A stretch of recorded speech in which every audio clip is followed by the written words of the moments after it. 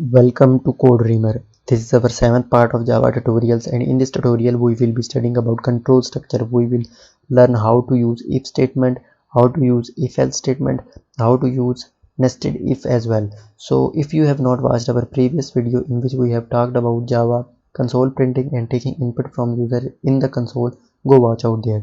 So here is our progress so far, that we are still on the basic section. So let's proceed. So what is actually a control structure? Control structure means you have a control on statements to be executed.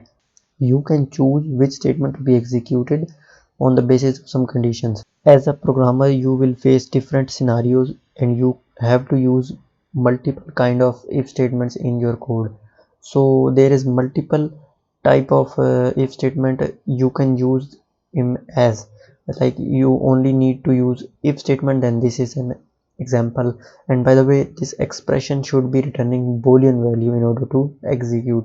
So you can use if with else, you can use if with multiple ifs using else if, and you can use nested if as well, such that you can use an if statement within an if statement or an else statement anywhere else. So these 3 to 4 types of scenarios you can use in your program. Mostly we will go through the examples of these as well, so you can understand it better. So let's begin with our practical work. So here we are in our NetBeans IDE, and I have created a new project with name lecture 7. And in this project I have created a variable with name a and assigned a value 12 to it. So our first type of scenario in which we only used if statement, and you can say that this will return true because a is 12 and you are checking if this is equal to 12. So it will add 2 to the variable. We have used operator here. If you have not watched our videos on operator, go watch it out, it will helpful for you. So if this statement is true, which is true, it will add 2 to the a, and in if statement result it should print 14.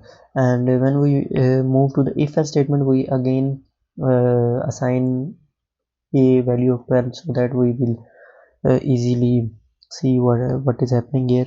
So here you will see that if a is equals to 12 11, so this is not the case, so it will not go here, it will move here, as else statement will execute.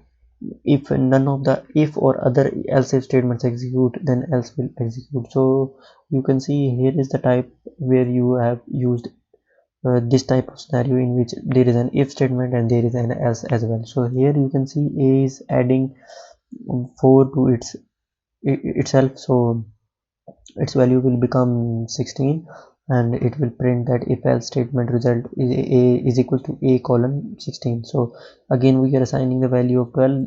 We have again another scenario in which we have used else if in our program, and you can see that if a is equal to 11, it should add 2. If a is equal to 13, it should add this. If a is equal to 14, it will execute this. So if if let's suppose this condition becomes true, then it will execute this and it will not move to the next lines. Or you can consider it as this one, that if this is 12 and it will add 4 to the value of a, and it will automatically go after the else block here and start executing the code here. So there is this is how this if statement works. So in this case, there is these 3 conditions will not satisfy, so it will automatically move to the else part and execute the value, and it will add 12 to already value, that is 12, so it will become 24. So if else and else statement result a colon will be 24. And we have a last scenario in which we have used nested if. Let's suppose we have assigned again value of 12. You want to check if a value is greater than 10 and less than 15, so then add 40 to it. So let's suppose you have an if else statement, and we have used a nested if within this if, and first if check is if a is greater than 10, it will be true because its value is 12. So after executing this, it will move to this block, and in this block it will again check that if a is less than 15, which is 12, so it will also be true, so it will move to this block. So be remember that it will not go to there now, so it will add 40 and it will automatically close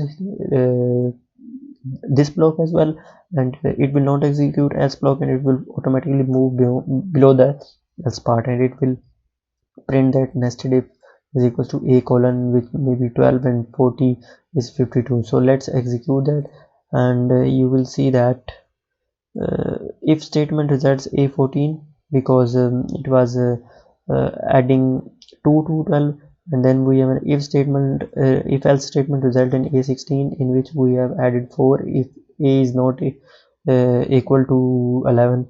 So if else if and else statement results in a24, you can see here that it was not executing these three, so it moves to the else part, and in which here we added 12 to already 12 values, so it becomes 24, and in the last part nested if, you we have seen that it moves to this part and it adds 40 to 12, so it becomes 52. So this is how you can use if else and nested if else statements in Java.